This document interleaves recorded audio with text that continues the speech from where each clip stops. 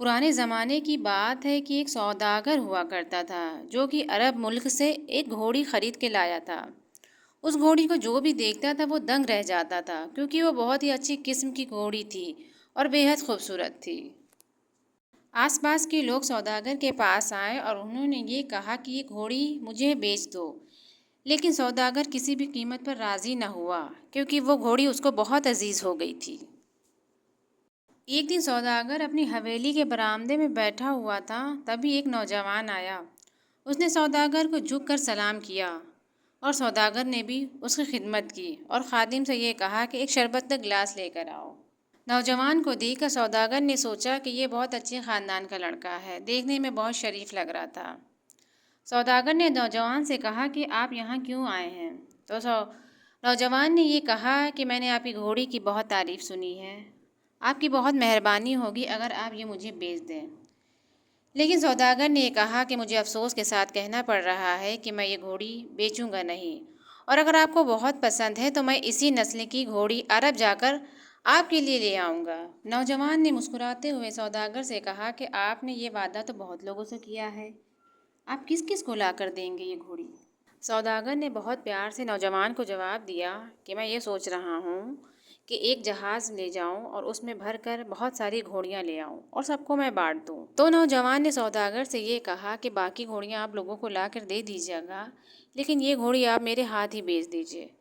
لیکن سوداگر کسی بھی قیمت پہ نہ مانا، آخر کار اس نوجوان کو خالی ہاتھ لوٹنا پڑا۔ سوداگر روز اس گھوڑی کے ساتھ سیر سپاٹے کے لیے نکلتا تھا اور باہر کی تازی ہوا لیتا تھا۔ ایک دن سوداگر گھوڑی کے اوپر سوار ہو کر باہر نکلا ہوا تھا کہ اس نے ایک راستے میں دیکھا ایک بوڑھا آدمی ایک پیڑ کے نیچے بیٹھا ہوا ہے۔ سوداگر بزرگ کے پاس گیا اور کہا کہ بابا کیا حال ہے؟ اس بزرگ نے کہا بیٹا میں بہت تکلیف میں ہوں۔ سوداگر نے کچھ روپے کے سکے اس بزرگ کے سامنے ڈال دیے۔ پیسے دے کر بزرگ نے کہا بیٹا میں تو چل پھر نہیں سکتا، اس پیسے کا میں کیا کروں گا؟ اگر تم مجھے دینا چاہتے ہو تو مجھے ایک روٹی دے دو۔ یہ بات سن کر سوداگر نے کہا کہ میں روٹی اس ٹائم تو نہیں دے سکتا ہوں، تم چلو میرے ساتھ، میں تمہیں اپنے گھر لے چلتا ہوں، وہیں میں تمہیں روٹی دوں گا۔ سوداگر بزرگ کو اپنے گھوڑے پر بیٹھا لیتا ہے اور آہستہ آہستہ گھوڑا چلانے لگتا ہے۔ وہ کچھ دور آگے بڑھتا ہی ہے کہ اچانک سے بزرگ دھکا دے دیتا ہے سوداگر کو۔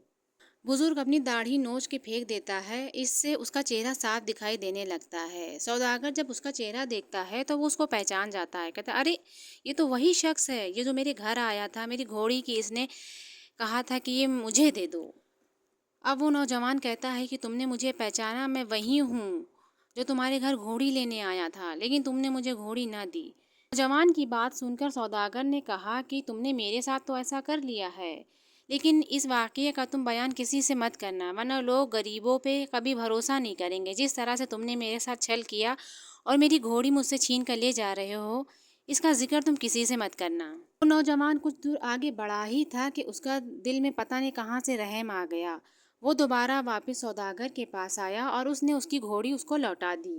نوجوان نے سوداگر سے کہا مجھے تمہاری یہ بات بہت اچھی لگی ہے، اس لیے میں تمہیں یہ تمہاری گھوڑی لوٹا رہا ہوں، اگر تم چاہو تو میں تم سے دوستی کا ہاتھ بڑھانا چاہتا ہوں۔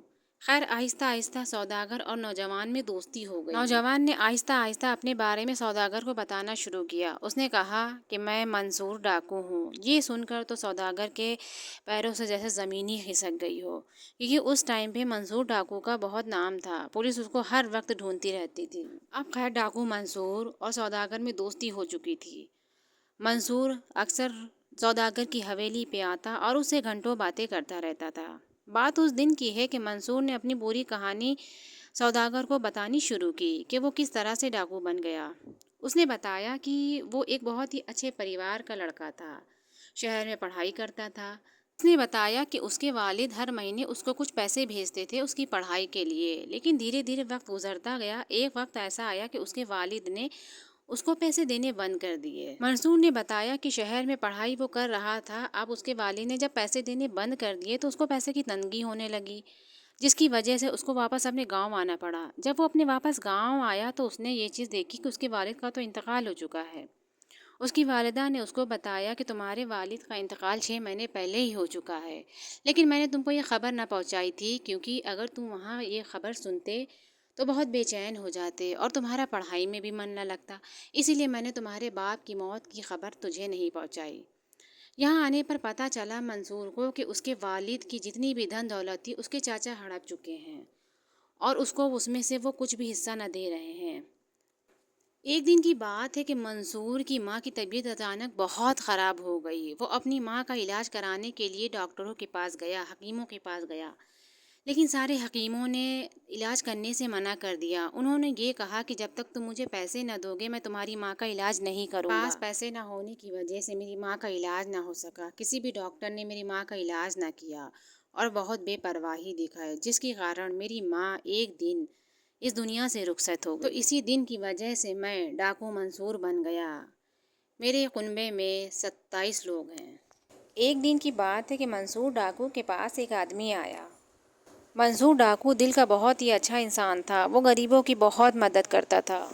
اس آدمی نے منصور ڈاکو سے کہا کہ میرے گاؤں کے ایک مہاجن نے میرے بیٹے کو قید کر لیا ہے اور اس نے اس کے اوپر الزام لگایا ہے کہ میرے بیٹے نے چوری کی ہے، جبکہ میرا بیٹا بے قصور ہے۔ تم میری مدد کرو۔ ڈاکو منصور نے اس کی بات بہت قاعدے سے سنی اور اس نے اس سے کہا کہ میں تمہارے بیٹے کو رہا کروا دوں گا۔ اگلے ہی دن ڈاکو منصور نے ایک خط اس مہاجن کو لکھا۔ اس خط میں یہ لکھا تھا ڈاکو منصور نے کہ اگر تم نے اس بیٹے کو رہا نہیں کیا تو میں تمہارے گھر پر حملہ بول دوں گا اور میں تمہارے گھر کا جتنا بھی سونا چاندی ہے میں اسے لوٹ کر لے جاؤں گا۔ اس خط کو پڑھ کر مہاجن بہت پریشان ہو گیا اور اس خط کو لے جا کر پولیس کے حوالے کر دیا۔ پولیس نے جب اس خط کو پڑھا تو اس نے کہا ٹھیک ہے، اس کو آنے دو، اگر وہ آئے گا تو اپنے ہی جال میں پھنس جائے گا۔ اگلے ہی دن منصور کے سپاہی اپنا بھیس بدل کر اس کے گھر پر آئے اور حملہ بول دیا۔ بہانے سے اس کے گھر کو لوٹ لیا اور جتنا بھی سونا چاندی تھا سب لوٹ کر لے گئے۔ اب مہاجن سر پیٹتا رہ گیا کیونکہ اس کا سارا سونا چاندی جا چکا تھا۔ اگلے ہی دن ڈاکو منصور نے ایک خط لکھا اور اس نے کہا کہ اگر اس لڑکے کو رہا نہیں کیا تو میں تمہیں اور پریشان کروں گا۔ اگر تم اپنا سونا چاندی واپس چاہتے ہو تو اس لڑکے کو رہا کر دو۔ اب مجبوراً مہاجن کو اس کے لڑکے کو رہا کرنا ہی پڑا اور وہ لڑکا سرکشت اپنے گھر واپس آ گیا۔ اس طرح سے ڈاکو منصور بہت ہی مشہور ہو گیا تھا کیونکہ وہ ایک ڈاکو نہیں تھا، وہ بہت رحم دل انسان تھا، وہ لوگوں کی بہت مدد کرتا تھا۔ تو میرے دوستو، اس کہانی سے ہمیں یہی سبق ملتا ہے کہ ضروری نہیں ہے کہ جو انسان برا ہو وہ سب کے لیے ہی برا ہو۔ اس کہانی میں ڈاکو منصور غریبوں کے لیے مسیحا تھا۔